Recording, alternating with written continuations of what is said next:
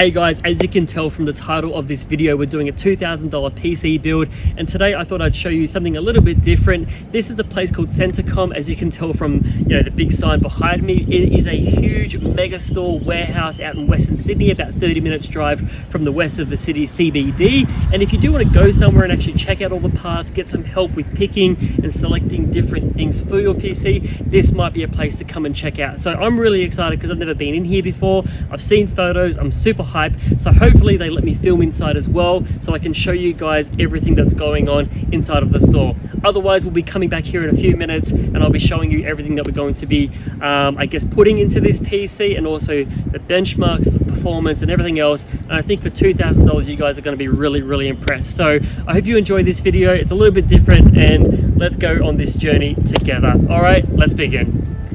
Now, one thing I noticed about Centrecom as soon as I walked in was just how clean and organized the store was. Now, I did record some stuff on my phone, which honestly the audio quality is so low and so poor because I was kind of like whispering as I was walking around, and so I'm just sort of sharing this with you guys after the fact. But man, there is so much stuff on display. There is so much stuff that you can touch, and every single aisle, every single shelf was perfectly organized, and there was just so much to choose from. So if you've kind of got really not much of an idea of what you want to get, this is the perfect store to go to. So you can literally go and touch and look at every single brand and model of whatever part that you're looking at. They have a huge amount of stock, and if you do need help, you can reach out to someone and they can give you a hand. But man, all the cases, power supplies, coolers, fans, keyboards, just friggin' awesome. And then as I was getting to the car, it just started pouring down raining. So as you can see here, the rain is just absolutely insane. So I couldn't really record too much once we left the shop. I was going to share with you guys what I had bought. Basically, at the end of the day, this is me trying to do that, but honestly, listening to the audio back, it is just so terrible. So anywho, the day was a success. We got everything that we needed, and it came out to exactly $2,000, and I was really happy. We went to Costco, got some pizza. A lot of people have hyped it up, but honestly, it was just not really worth it. It was a bit of a fun excursion, but definitely not a good pizza for, even it was $2-3, but just wasn't that good. So we're back from the shops. It's been a hell of a day. We're probably not going to be able to finish this video tonight, but this is what we've got. We've got the H511 Flow from NZXT. We're going to put a 3070 Super inside of it with an i5-12500. The cooler, we've gone with the FRACTAL 240mm AIO. A motherboard from MSI. This is a B660, which has built-in Wi-Fi and Bluetooth, 4 DIMM slots, 2 M.2 slots. And then in terms of storage, we're going to put in a 512 gig SSD from Team, a 2TB hard drive from SEAGATE, which will be used for archiving and saving all of our games, of course. 16 gigabytes of DDR4 memory from CORSAIR, so it's the CORSAIR Vengeance Pro, so it's got a little bit of RGB on there as well. And then the power supply is a fully modular CORSAIR 650 watt 80 plus bronze with white cables as well. So I think all in all, it's going to be very subtle, not a lot of RGB, but I think enough, and it's going to look very professional. And I think for $2,000, it's going to be a hell of a build. So let's get the build started. Let's see how it performs, and I'll come back to you guys in a few moments, hours, days, depending on how long this all takes. All right, let's get started.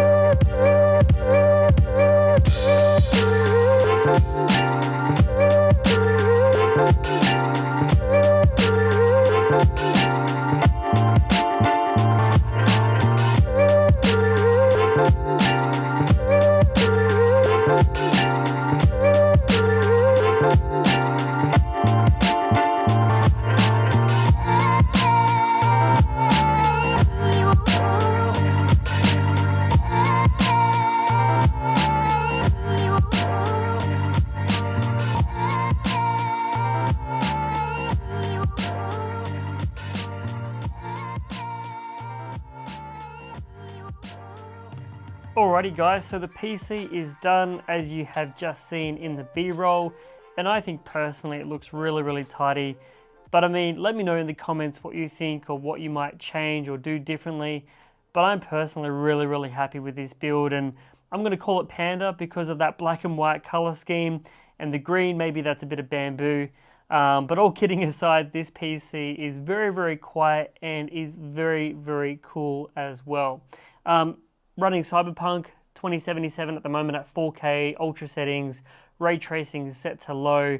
Temperature wise, we're getting about 65 degrees Celsius on the GPU and 50 degrees Celsius on the CPU, with an ambient of about 24-25 in the room at the moment.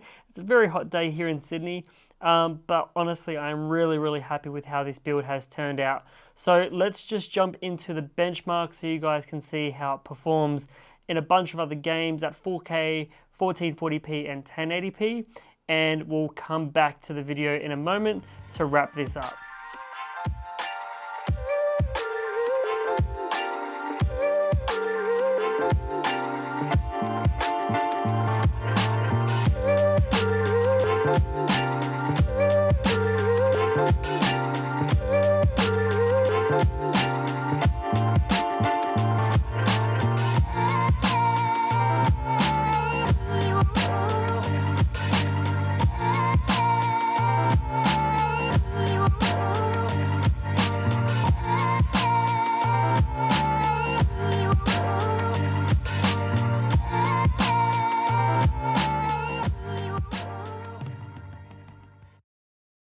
Alrighty guys, that's pretty much it for this video. As you can see that this PC absolutely crushes 1080p, 1440p at max settings. This is what this PC is really geared towards.